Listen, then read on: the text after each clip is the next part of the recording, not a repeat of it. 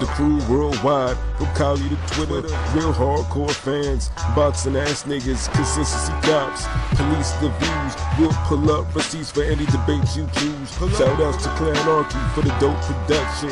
Ring Gang stay with the best discussions. Ring Gang Radio.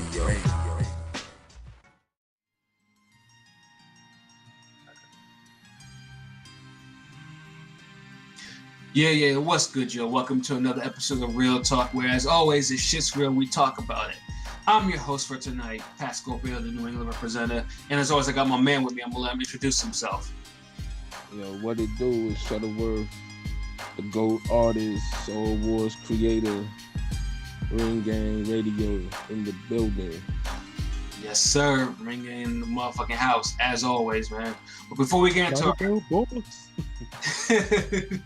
ad-libs, that shit had to echo for a little bit. But before we get into our two topics of tonight, I gotta say a smooth congratulations to Jamel Herring for winning the WBO super featherweight title from Ito in a very, very good fight. You know, Jamel Herring is a friend of Ring Gang Radio, and I salute him. Simplify, Marine, simplify. Congratulations, bro. Yeah, I mean that was when you hear that man's story, obviously, me and you remember the Shafako fights. I mean, the Shafako fight was unbelievably one-sided, and you're thinking do you think he'll come back from that? And he got rebuilt. He got rebuilt in the way he's supposed to rebuild, and bam, he's a champion now. And on top of that, he won it on the same, on the day that his daughter passed away from SIDS, and all that. I was like, that's a hell of a feel-good story. Hell of a feel-good story. And boxing has a lot of those, everybody has a moment, everybody has a time, and Herring has his, we hope he enjoys it. Hope he gets some nice title defenses and some big fights.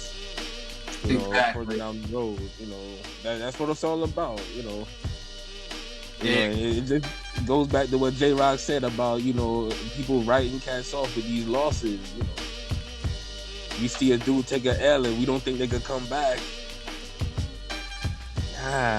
Give people a chance, man. So it's good shit. Yeah, exactly, man. Salute to Jamel Herring. This coming weekend, man, we have two cards. Obviously, the biggest card of the two would be Anthony Joshua, who will be making his American debut, just like Prince Nassim did almost, 22 years ago? God damn it, man. Where does time go, man? What the hell is going on with time? Why is time flying so damn fast, man? Fucking 22 years ago, man. What the hell is going on? But let me stop before I start broadcasting my insecurities about time on these airwaves, man. But so yeah, man, he's making his American debut at Madison Square Garden, against PBC fighter Andy Ruiz Jr. Now, the big thing, obviously, as we all know about this fight, is originally supposed to be Anthony Joshua versus Jarrell Big Baby Miller. But Big Baby decided to go Super Saiyan 3. Yeah, exactly. Nigga was taking the ooze and shit together, man. Everything. Mutagen. Fucking Super Serum. Yeah, fucking Next. The shit that they were taking in that new version of the Judge Dredd movie, man.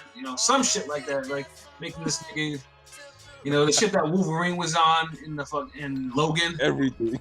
Yeah, and shit was ridiculous, man. But he decided to do all that, and he popped dirty for all that. So he got thrown off. Three times on 3 different tests. Yeah, 3 different chemicals. God damn it! Now I'm a gym nigga, so I'm from a hardcore gym. So I know some of the shit. So I know the shit he was taking. He was taking a serious cocktail.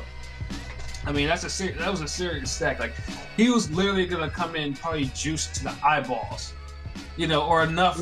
Alright, so let me ask you this then real quick. What's that? So would you compare it to the shit that the Joker fell in the Batman movie from 1989. That Nicholson, like, did you? Some shit like that, like. See, I wouldn't be surprised if this nigga came to the ring and fucking in white face and red, red lipstick and all that shit, and green hair and a green mohawk and shit, nigga. Gloves to match. Oh man, but I think it was a disappointment. You know, I mean, it was an intriguing fight. So obviously we had to go on, you know, try to find, because you know Anthony Joshua at that time had already sold a whole bunch of tickets. Like, you know, them sales was going. The Madison Square Garden was, you know, damn near, you know, sold out and whatnot. So they couldn't just cancel the whole card, you know. So after some time, you know, they approached Ortiz, and you know, he turned down $8 million payday for whatever reason. The only reason $8 million. Yeah, nigga. Yeah, which means that he was definitely a matriculated student at the Winky Wright School of Business, you know, and you know, this nigga. And then there were other fighters that said, oh, they wouldn't be ready. Like Kamaki said he wasn't gonna be ready. And I know Pulev was the only one who had a legitimate excuse, as in he was fighting a suspension for, you know, for the inappropriate kiss on the reporter.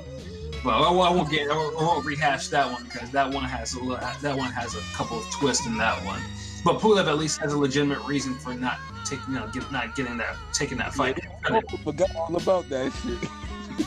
Yeah, I forgot too, but then you realize that, because I know Pulev's name came up again with, you know, what will Anthony Joshua do post Ruiz if should he win? You know, he's still a manager. I'm like, Pulev doesn't even have a license, you know, right now, because he's still fighting this shit. And so boxing is very funny. You know, boxers are very funny people. They get into a lot of fuckery you just don't even know. Real talk. But so yeah, no. After some searching, you know, Andy Ruiz Jr., who had recently signed a PBC and just actually fought on a PBC card,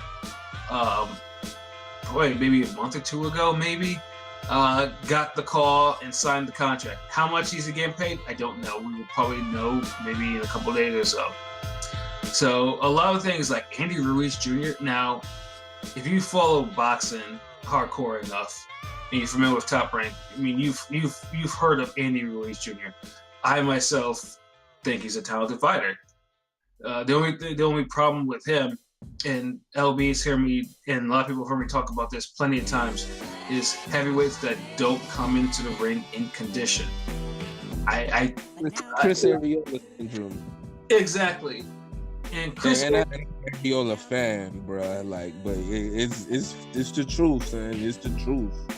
Right. I mean, and I'm of the mentality that you can, like, in order to be optimal, I mean, yeah, your skill, it's good to be skilled fighter or whatever, but in order to be optimal, your body needs to be optimal too. Like, you have to look like you're going in the ring for, you know, for war, something like that, because boxing is a very serious sport. You can get fucking injured if you just, you know, just off one punch, or if your condition is not up to par. There's a lot of ways you can get injured, and getting messed up because you're not conditioned is the easiest. And it's just like, Andy Ruiz has all the picture of the world. Like, he has fast hands, he can punch, he has some skills, you know, he has good head movement, but he just does not come into condition. And to me, this was the reason why in his lone loss, he lost a close decision to Joseph Parker, a very close one. Almost feel like if he could have put his foot on the gas for just 2 more rounds, type of shit, he could have won that. Like, exactly. The talent was there. He was landing his shots. It's like, come in lighter, do some strength training, keep your muscle, you know, balance that shit. Like, no one's saying you gotta look like Ken Norton, but just come in there, you know, give your skills the best chance by coming in the best shape. Exactly. You know, like I said, sometimes look at certain fighters and some of their best wins, you could tell they was at their best shape, because like, they'll never get another win like that. Like, I'll pull one out of my hat. Eddie Chambers. Eddie Chambers it was another fighter that I thought was hella talented, extremely talented. But this nigga he was like, basically he is like, he used to come into the ring in a condition that I just couldn't understand. Like, why you that fucking big, bro? It's like, come in the ring like in condition, and then he had that period where he started slowly, losing the weight, and I think Alexander Dimitrenko was probably his best boxing performance ever. Because the nigga came in like stupid light. He was like 207 pounds, something like that. But he looked good, and Dimitrenko at that time was undefeated. And he's, the motherfucker's like 6'8" or something like that. And he gave him a whooping. Like, he dropped him too. Like, and he was a big motherfucker too. And he dropped him, on his way to winning a majority decision. The majority was bullshit, but I won't get too much of that. But to me, that was like, he had never looked that sharp. Ever. And it wasn't passive either. Like, he was letting the hands go. Like, exactly. It's one really his best performance besides the Adamek fight. And the Adamek fight's only a great performance because he literally beat a guy with one hand and got robbed. Hell yeah. That might actually be one of the. So we probably need to start like of under like low key robberies, like robberies that don't get enough. Like, we have Forgotten Fades. We need to do something like Forgotten Robberies, because that's Adamek has a couple of those under his belt. Doesn't he? like he's one guy that he was the Polish Canelo. Yeah, exactly. You literally got knocked this motherfucker out. If you didn't like literally beat the shit out of him, you would lose. Like, yeah, Chad Dawson and Vitaly Klitschko gave him that fucking work. Yeah, exactly. And then fucking Eric Molina was losing too and had to knock him the fuck out in the 10th round, or if they don't actually win that fight. And to be honest, like, shit, fucking the Areola fight was close. Hell yeah. Yeah, Adamek, like I said, we could definitely at some point we'll probably try to compile like an initial top 10 of forgotten robberies. We'll probably come up with some other better name for it, like we have for our Forgotten Fades. But yeah, like I said, Eddie Chambers, that was the fight that he looked. He looked good and he fought good, and and it showed. And unfortunately, that didn't last too long because he went down too low. And when heavyweights fight as a heavyweight for a while and they drop down, the wear and tear, sometimes it comes into play, and like Chris Bird, and they're not effective in a lower division anymore. And you fighting faster guys. That's what everybody forgets. It's like, you're the faster guy at those bigger weights. Exactly. Keep your advantage for the bigger weights. Don't let heavyweight use you up and then you want to go down to cruiserweight or light heavyweight. It's like, it doesn't end well. No, it doesn't. It really doesn't. So it's just like, you just want to see Andy Ruiz, like, for a man, like, he should be probably in the 220s, and I want to see him good, but I just I just get disgusted when I see all that talent and it's stuck in a body. I'm sure he puts in the work. I see enough videos where he puts in the work or whatever. But it's just like, put in more work. He's still young enough that he can actually still do it. But between that and then obviously him, and then of course the unfamiliarity. Like, if you never watched any of his fights, if you never saw him like on a top ranked card, and he's been on a couple of them, and they're like, who the fuck is Andy Ruiz Jr.? It's just like. And I think that's the reason why most people think, oh no, this fight isn't really that that good or that great, that competitive.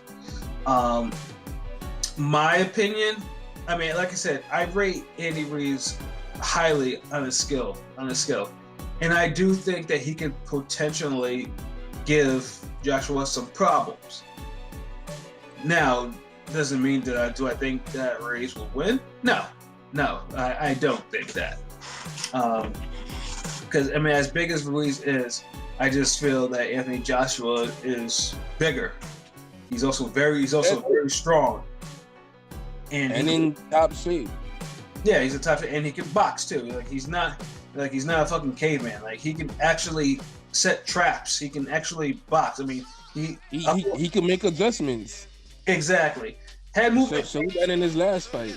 Yeah, head movement. You know, he still needs a little work. He's still a little stiff up top, boss. But you know, he's a fighter that he can use his brain when he needs to. So I think that's part of the reason why I do think Joshua will probably win. LB, what do you think? I mean, I feel the same way. Like Andy Ruiz is definitely a talented fighter. You know, he has some quick hands, a little head movement. He could box. He got power. It just, I feel like, you know, like you said, if he came in a little better shape, you know, he could let those hands go more. You know, like how, you know, we said before with Chris Arreola, you know, we saw when he was at the lighter weight, you know, those combinations were really flowing. And not Chris Arreola, Eddie Chambers. Yeah, you know what I'm saying? Like Eddie Chambers as well. Like I know we talked in the past about Chris Arreola. Oh yeah. You know, being that way. You know, because we said it's the syndrome. Mm-hmm.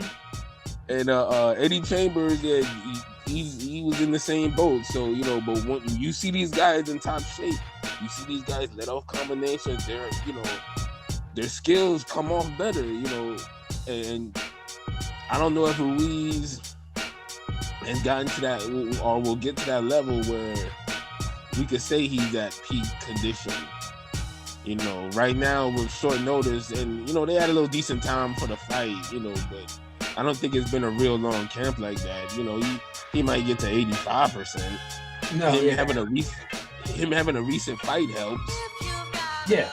I mean, definitely having a fight definitely sure as hell does help in a situation, because at least now you know the boxers, at least his body is still warm from combat, if you want to put it like that. Yeah. So I mean that will definitely help, especially, and that'll probably be a factor in this case. He's been more active than Joshua, whose last performance was it back in September, I believe. It was. I believe because it was the second big under the zone launch. Yeah. Yeah, but so he has a little bit of the inactivity going, something that also I'm not too happy about. Because Joshua, for the most part, for his young career, has actually been pretty active. So him having this break every now and then doesn't make me happy. I don't like to see young fighters do this so early in their careers. Even though this man holds 3 of the 4 heavyweight belts. You know. But I digress. I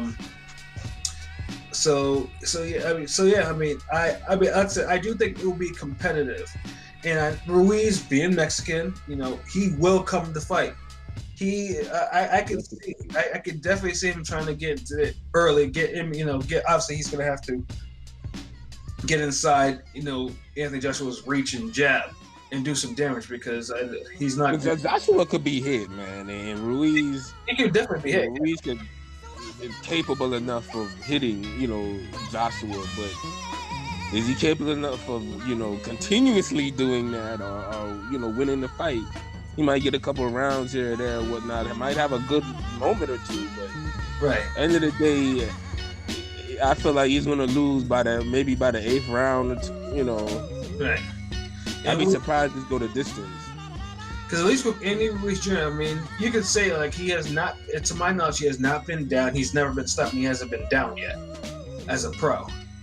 He never fought Joshua either. Yeah. That's also very good. He's had no fight that could really say, you know, prepare him for what I think Joshua brings. I mean, except for Parker. But then that fight was dumb close. That was a dumb. And that was a while ago. Like look how Parker turned out after that. Like he lost a boring ass fight with Joshua. Yeah. He doesn't let his hands go against Dylan White. You know, his saving grace. He has a Broner moment, you know, or two toward the end. Yeah. You know, but it's just he never gets it going. So I mean, it's like Ruiz lost to a guy that's similar to him, but you know, Parker was in better shape. He was. He most certainly was. That's what you need to, pull yourself over the hump in these close fights, or when you're going against people more talented than you. Just imagine Glenn Johnson not being in shape on the biggest fights of his life. Right? Like, I mean, come on. Like, you got to do what you got to do. Exactly, man. But like I said, I mean, at least I can cut Andy Ruiz some slack, as in he was active, and like I said, he didn't hit. He's not, obviously hasn't been in camp for a long period of time. You know what I'm saying? Yeah. So, that's what you get. But my thing is, like I said, I mean, and all we can do is we can hope for an entertaining fight. So, like I said, the reason why I think most people are not taken to this fight. I mean, I know people wanted Big Baby because Big Baby was at a point that's actually built up on American television enough. I mean, he was on those. Yeah, he had more of a name, although it's like his resume was worse than Ruiz. Like, low key, you might be getting a better fight with Ruiz. I agree. If you want to keep it a buck, you know what I mean? Because Miller was improving. Miller never fought a damn Parker. No. So it's like, so we don't know shit. We don't know how good a real shot he could take. At least we know Parker could hit. Right, exactly. So I mean, I'm pretty sure Andy Ruiz's biggest motivation in this game, he's gonna fight for his respect. He's gonna be like, I'm not coming here to lay down for the champ. I'm trying to take these belts, because he was talking about in his interviews. He's trying to get all the belts back to Mexico, like Canelo, which I was just like, obviously a Canelo mention just automatically gives me the gas face, because that's you shouldn't aspire to be like Canelo. Canelo has promoters in his back pocket, but you didn't hear that from me. So. It's too. So it's just like, anyways, he's definitely gonna try to, he definitely has a point to prove. He's definitely on a mission, and like I said, I mean, all we hope for is a good fight. Now, if it's a fight where it just turns out to be struggle, then obviously as fans, we're not going to be too happy. And of course, as we pay for the zone, we're not going to be happy about the zone having to air this. And then you're going to hear, this fight cannot be struggle, bro. Yeah, because basically can't afford this fight to be struggle. Not after that Wilder knockout. Nah. Yeah. I mean, Wilder got rid of Brazil and God knows how many seconds or whatever, and it's just like, the fight has to be exciting, because unfortunately, another side effect of this fight is, staying cadence. Joshua and Wilder have to stay in cadence with each other in terms of what they do, and it shouldn't be that way, but unfortunately, it is the case. We're all tired of it too. Super fights. I mean, these I'm not even gonna call it a super fight. These fights nowadays.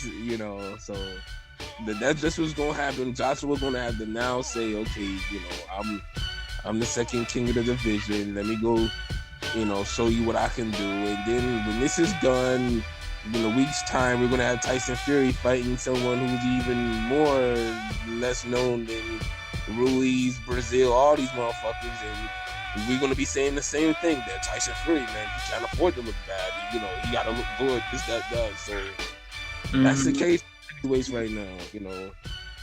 No one could afford to look bad, and no one's trying to make a fight with each other. Exactly. That's boxing in 2019.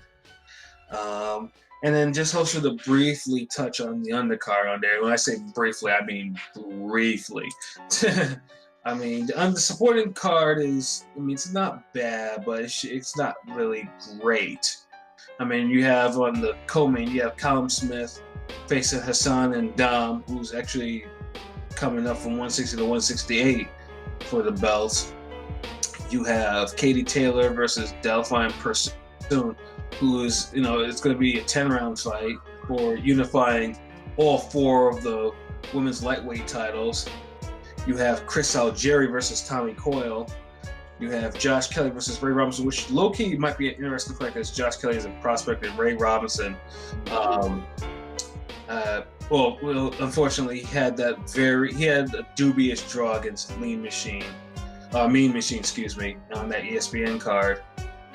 And you have Joshua Buatsi facing a name that I haven't seen in a while, Marco Antonio Parabon.